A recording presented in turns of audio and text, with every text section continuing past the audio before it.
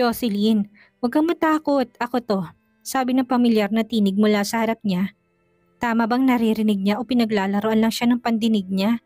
Dahan-dahan ngang binuksan ni Jocelyn ang kanyang mga mata at ang gwapong mukha nitong kinamulatan niya. Halos ilang pulgada lamang ang layo nito sa kanya. Napakurap-kurap siya dahil hindi pa rin siya makapaniwala at baka pinaglalaroan lamang siya ng kanyang mga mata. Ngunit pagmulat niya ng ilang beses ay naroon pa rin ito nakatitig sa kanya. Natigilan siya. Bakit nandito ka? Yun ang unang mga salitang lumabas sa kanyang bibig. Bahagya itong lumayo sa kanya at nangunot ng Anong ibig mo sabihin? Wala na ba akong karapatang umuwi? Tanong nito sa kanya. Nagulat siya sa naging sagot nito kaya napailing siya. Akala ko'y hindi ka uuwi at doon ka sa ospital magpapalipas ng gabi. Linaw niya sa kanyang sinabi. Hindi niya inaasahang uuwi ito. Isa pa'y hindi rin naging magandang pag-uusap nila kanina. Kaya nagulat talaga siya. Natahimik ito. Tanging buhos ng ulan ang maririnig na ingay sa pagitan nila at hindi niya tuloy maiwasan ng hindi mailang. Pinanood niya lamang ito sa ginawa nitong pagtayo at pagkatapos ay mabilis na pinatay ang ilaw. Agad naman nalalaki ang kanyang mga mata nang muling bumalot ang kadiliman sa kanyang paligid. Bumalik si Carter sa kama at pagkatapos ay maingat na sumampa doon at pagkatapos iniyakap siya ng labis na ikinagulat. Nalalaki ang mga matang pinakiramdaman niya ito hanggang sa maramdaman niyang mainit itong hininga sa kanyang tenga at mahinang bumulong. Matulog ka na. Sa gitna ng kadiliman ay nakaramdam ng kiliti si Jocelyn dahil sa ginawa nito. Mabuti na lamang at madilim ang paligid kaya hindi siya nakita nito. Dahil sa yakap nito ay medyo nakaramdam ng pagkailang si Jocelyn. Dahil bigla na lamang niyang naalala na malapit na nga pala silang maghiwalay. Wala nang dahilan para maging ganun pa sila. Upang magkaroon sila ng distansya ay inilagay ni Jocelyn ang dalawa niyang kamay sa dibdib ni Carter. Ilang sandali pa'y kaagad na nagtanong ito ng bakit. Nataranta siya, hindi niya pwedeng sagutin ito ng nasa utak niya. Kaya bigla na lamang niyang pinagana ang isip niya kung anong pwede niyang sabihin dito. Hindi ka pa naliligo tapos niyayakap mo ko, mahinang sabi niya rito. Sandaling natigilan si Carter dahil sa sinabi niya at hindi nakasagot. Ilang sandali pa isang mahinang tawang pinakawalan nito. Paano mo nalaman na hindi ako naligo? Bakit, binabantayan mo ba ako? Birong tanong nito sa kanya. Pero kakauwi mo lang, palusot niya. Mas lalo pang hinigpitan nito ang pagkakayakap nito sa kanya at pagkatapos ay mahinang bumulong. Kanina pa ako nakauwi at pagdating ko ay naligo ako kaagad. Sinilip kita kanina at tulog na tulog ka. Pumasok lang ako dito nang marinig kong malalakas na kulog. Pagsisinungaling na sagot nito. Nakauna siya sa braso ni Carter at rinig na rinig niyang tibok ng puso nito. Kung hindi sa bibig nito mismo galing ang mga salitang iyon na hindi niya yun papaniwalaan. Pero dahil ito mismo nagsabi sa kanya ay naniniwala siya dito. Anong klaseng tao ka ba talaga, Carter? Tanong niya sa kanyang isip. Tuwing nag-aaway tayo, nilalambing mo rin ako at hindi ko na alam kung ano ba talagang iisipin ko. Pero alam niya na pagkatapos ng paglalambing nito, yun ay muli na naman silang magkakaroon ng pag-aawayan. Bakit ka pumunta dito sa silid ko? Tanong niya rito. Ayaw niyang paasahin ang sarili niya na pinuntahan siya nito dahil alam nitong natatakot siya sa kulog. Dahil tumigil ito at pagkatapos ay tumitig sa kanya. Tanging ang kislap lamang ng mga mata nitong nakikita niya. Naalala ko ang may-ari ng silid nito ay takot na takot sa kulog at kidlat. Sagot nito, biglang nagulat si Jocelyn sa naging sagot nito ni minsan hindi niya sinabi dito. Natakot siya sa kulog at kidlat kaya paano nitong lalaman ang tungkol sa bagay na yon. Isa pa ay gusto niyang pagtakpan ng kanyang sarili at magmukhang matapang. Sino? Sinong takot na takot sa kulog at kidlat ha? Walang katotohanan ng sinasabi mo. Tanggi niya. Biglang napangiti si Carter. Kung ganun, sinong nagsindi ng mga ilaw sa silid at minalot ang sarili sa kumot. Pagkatapos ay sumisiksik sa pinakagilid ng kama. Tanong nito sa kanya. Dahil sa naging tanong nito ay hindi siya nakasagot. Wala siyang maisagot. Sa huli wala siyang nagawa kung hindi ang sumuko na lamang dito. Okay, fine. Inaamin ko na takot talaga ako sa kulog at kidlat pero paano mo nalaman? Hindi ko naman sinabi sa'yo, takang tanong niya dito. Biglang pinitik ni Carter ang kanyang noo gamit ang daliri nito. Pagkatapos niyang sabihin niyon. Nakalimutan mo na ba, 2 taon na tayong nagkasama sa isang bubong? Isa pa ay kahit na hindi mo nasabihin pa sa akin, sabi nito. Pero hindi pa rin siya tumigil sa pagtatanong dito. Paano mo nga kasing nalaman? Muli niyang tanong. Napabuntong hininga ito bago siya sinagot. Noong una pa lang tayong nagsama, tuwing may kulog ay lagi kang nagtatalukbong ng kumot at hindi ka man lang gumagalaw. Hindi nagtagal kapag may kulog, yumayakap ka na sa akin at naguunan sa aking braso. Katulad ng ganito, na akala mo isang tuko, sabi nito. Kailan niya kaya ginawa yun? Hindi siya yumakap dito ng kusa. Hindi ko matandaan yun at isa pa hindi ko yung ginawa. Ikaw ang nagkukusang yakapin ako dahil siguro nababanguhan ka sa akin. Tukso niya rito at hindi maiwasan na hindi makaramdam ng pag-iinit ng pisngi niyang sabi. Sa totoo lang ay nawala na antok niya ng tuluyan. Kanina ngunit dahil sa naamoy ni Jocelyn ang napakasarap sa ilong na amoy nito at narinig niyang tibok ng puso na tila ba isang lulabay, sa kanyang pandinig ay muli siyang nakaramdam ng antok. Ang lalaking minamahal mo, alam niya ba lahat ang tungkol sa bagay na ito? Hindi sinasadyang itanong ni Carter kay Jocelyn. Sa madilim na silid hindi siya nakatanggap ng sagot mula dito. Nang ibaba niyang kanyang ulo ay nakita niyang mariin ang pagkakapikit ng mga mata nito at mukhang mahimbing ng tulog nito. Napatitig siya sa maputi nitong mukha na bahagyang niilawan ng lampshade. Sa tabi ng kama, napakaamo.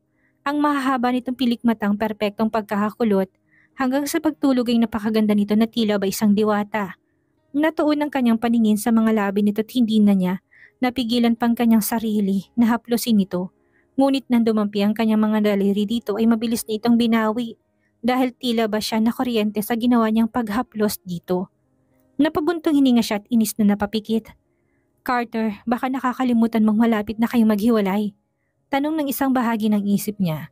Hindi niya akalaing magtatanong siya dito tungkol sa lalaking minamahal nito at mabuti na lamang at tulog na ito at hindi narinig ang tanong niya. Isa pa itinanong niya ito kung bakit siya umuwi at hindi niya nagawang sagutin ng totoo ang tanong nito. Nagsinungaling siya. Wala siya sanang balak na umuwi ngunit bigla na lamang lumakas ang hangin sa ospital. Kaya nasisiguro niya na uulan ng malakas. Isa pa ay natatanaw niya sa kanang bahagi ng kalangitan ang mga kidlat. Kaya nagmamadali siyang umuwi para tabihan sa pagtulog at hindi niya rin alam ang dahilan kung bakit niya ginawa yon. Siguro dahil sa guilt na baka hindi ito makatulog ng maayos. Dahil alam niyang takot ito sa kulog. Kinabukasan nagising si Jocelyn na mataas ng sikat ng araw.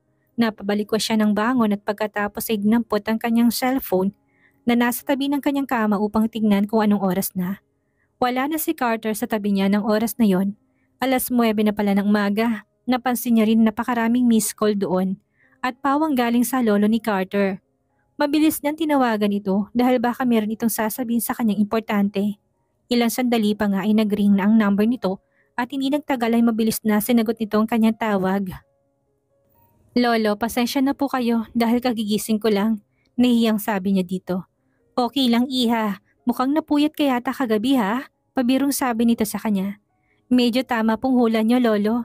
Nakangiting sagot niya dito. Tama lang yan iha, matulog ka ng mabuti at alagaan ang iyong sarili. Para hindi magtatagal ay bibigyan mo na ako sa wakas ng apo. Sabi nito. Agad na napahawak si Jocelyn sa kanyang tiyan na wala sa oras. Nakokonsensya siya dahil napakatagal na nitong sinasabi sa kanya na gusto na nito ng apo. Sa tuhod at buntis na siya at alam niya kung sasabihin niya dito tungkol doon ay labis-labis na tuwang mararamdaman nito. Ngunit hindi niya sinabi. Pinili niyang huwag sabihin. Nalulungkot siya para sa matanda. Lolo, pasensya na po, sabi niya. Ano ka ba iha? Wala kang dapat hihingi ng pasensya. Kung may dapat man akong sisihin na hanggang ngayon ay wala pa rin kayong nabubuo, ay walang iba kung hindi si Carter yon. Sabi nito't natahimik siya. Ay, oo nga pala. 2 araw na lang ay birthday na ni Lolo at gusto kong dumito na muna kay ni Carter. Hanggang sa araw na yon para naman may makasama ko dito.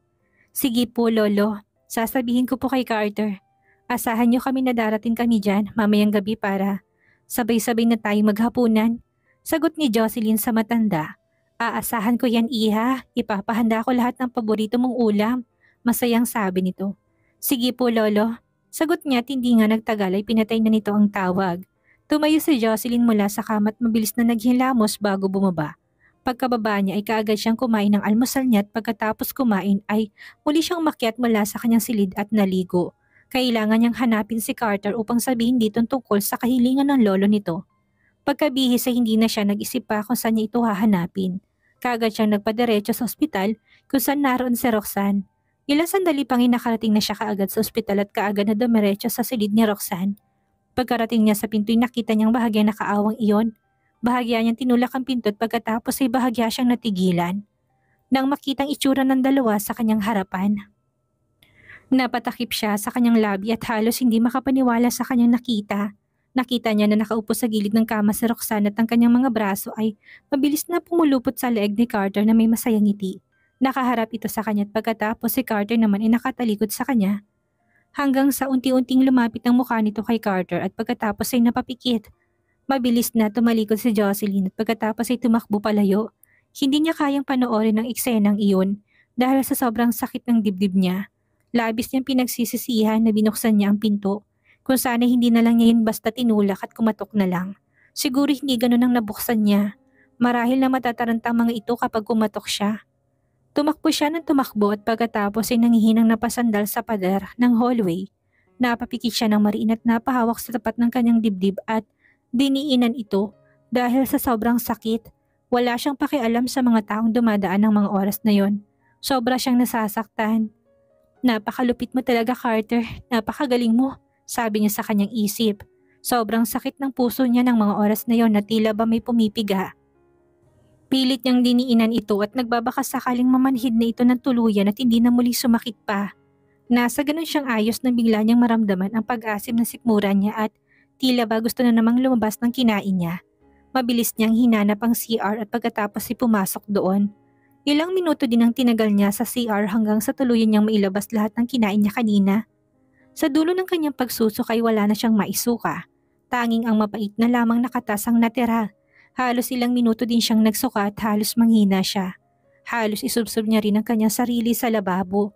Humarap siya sa salamin. Gulo-gulo ng buhok niya dahil sa ginawa niyang pagsusuka at halos namutla ang buong mukha niya. Mukhang naging miserableng itsura niya. Ilang sandali pa nga ay narinig niya isang katok sa pinto. Pinatay niya ang gripo sa lababo. Jocelyn, buksan mong pinto. Tinig to ni Carter na nagmumula sa labas ng pinto. Sinundan pala siya nito. Bigla niyang naisip muli ang eksenang naabutan niya kanina. Pagkatapos nitong halikan ng babaeng iyon, inagawa pa siya nitong sundan para mas lalo lamang sumakit ang dibdib niya ng mga oras na yon.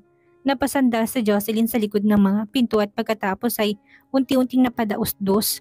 Pakiramdam niya pagod na pagod ang katawan niya sa lahat ng sakit na pinagdaanan niya nitong mga nakaraang araw. Gusto niyang tanggalin ang mga negatibong bagay sa kanyang isip ngunit hindi niya kayang magpanggap na wala siyang nakita o narinig. Muli niyang narinig ang tinig ni Carter. Alam kong nandyan ka sa loob, Jocelyn. I will give you 3 minutes at kapag hindi mo binuksan itong pinto, ay wala akong choice kung hindi ang gibay nito. Banta nito sa kanya. Bigla siyang nakaramdam ng takot dahil lang sa banta nito. Kaya wala pang 10 segundo ay mabilis siyang tumayo at binuksan ang pinto. Bakit ka nagkulong dito? Tanong ni Carter sa kanya at pagkatapos ay sinulyapan ang magulo niyang buhok at labis na napasimangot dahil sa inabutan nitong itsura niya. Wala kang pakialam. Malamig at medyo mataas ang boses na sagot niya dito. Alam niyang medyo hindi niya napigil ang kanyang sarili sa pagkakataong iyon. Hindi niya naitago dito na naapektuhan siya sa naabutan niyang ayos na mga ito kanina. Napakunot noo ito. Bakit ka gumaganyan?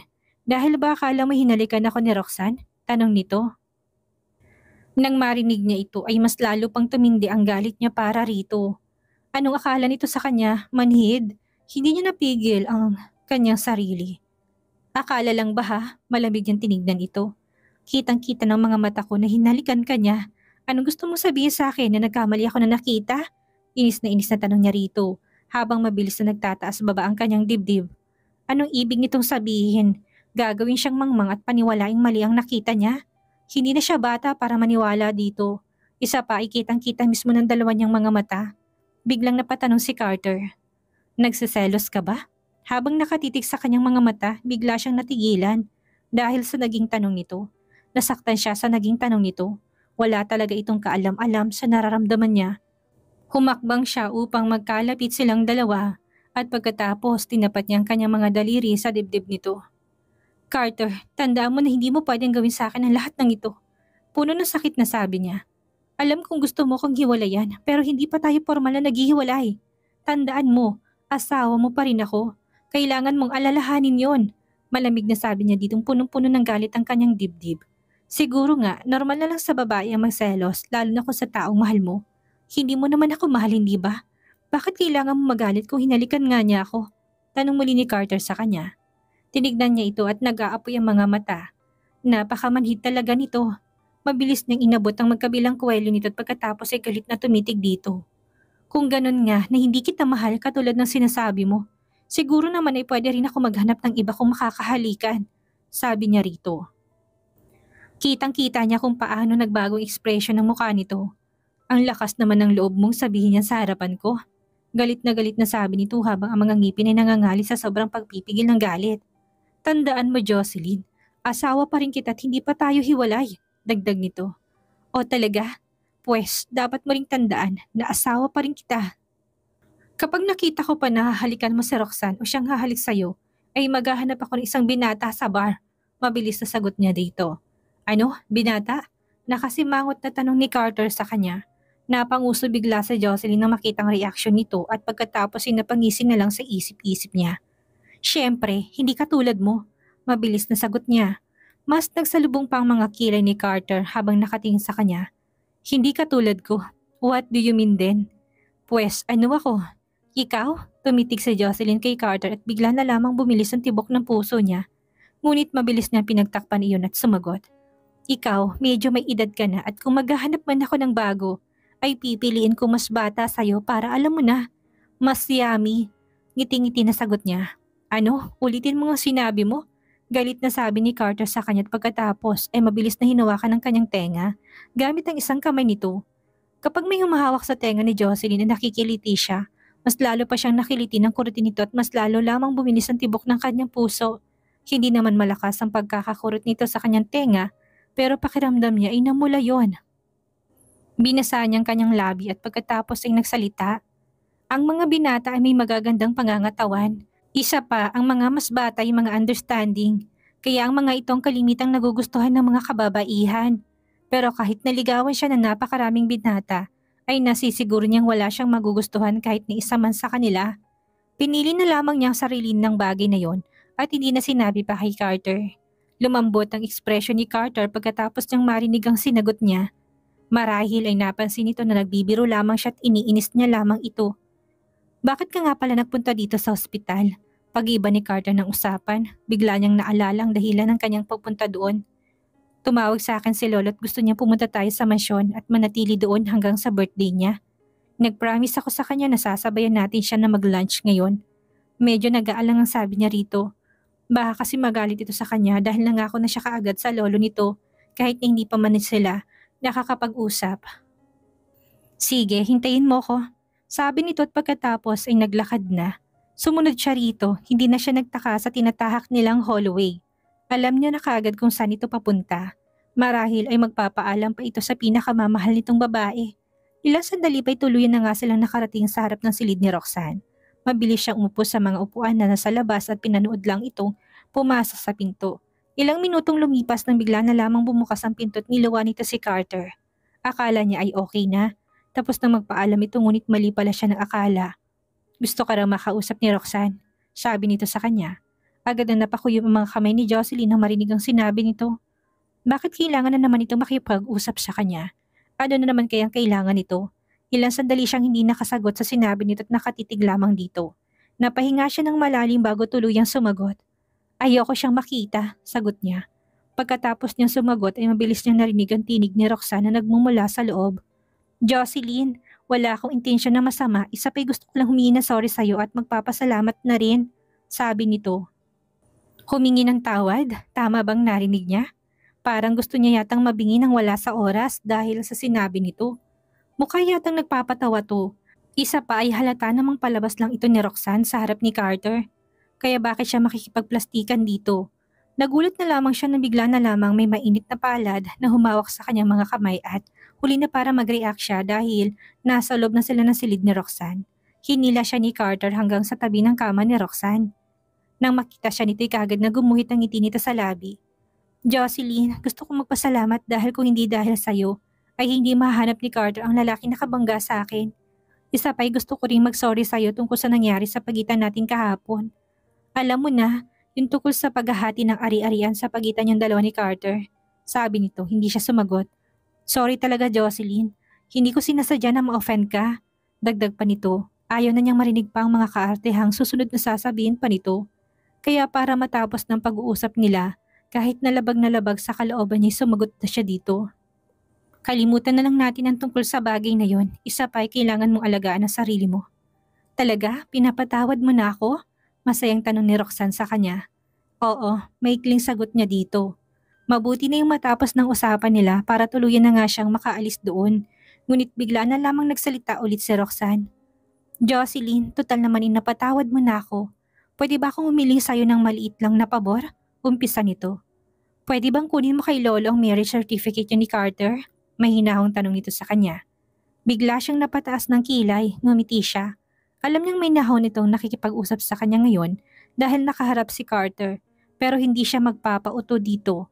Matagal niya na yung pinag-isipan dahil kung walang kanilang marriage certificate ay hindi sila makakapaghiwalay ni Carter. Napatitig si Jocelyn kay Roxanne. Masyado talaga itong mautak at gustong-gustong mapalaya siya sa tabi ni Carter. Pasensya na, sagot niya rito. Ang desisyong iyon ay nakasalalay kay Lolo. Kahit na umuo ako ngayon, hindi magandang lagay ni Lolo sa ngayon kaya ayaw ko na munang gumawa ng ikakastress o ikakalungkot niya. Pagkatapos niyang sabihin niyon, ay mabilis niyang hinilang kanyang kamay mula sa hawak ni Carter sa kanya at lumabas ng silid.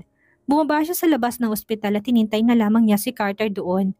Pagkatapos ay tinawagan nila ang kanilang driver para ihatid sila sa mansyon ng mga De La Rosa. Napakatahimik sa pagitan nila ni Carter habang naghihintay at tila walang gustong magsalita. Paano nalaman ni Roxanne na kay Lolong marriage certificate natin? Basag ni Jocelyn sa katahimikan at nilingon nito. Curious lang kasi talaga siya kung paano nito nalaman ang tungkol sa bagay na yon.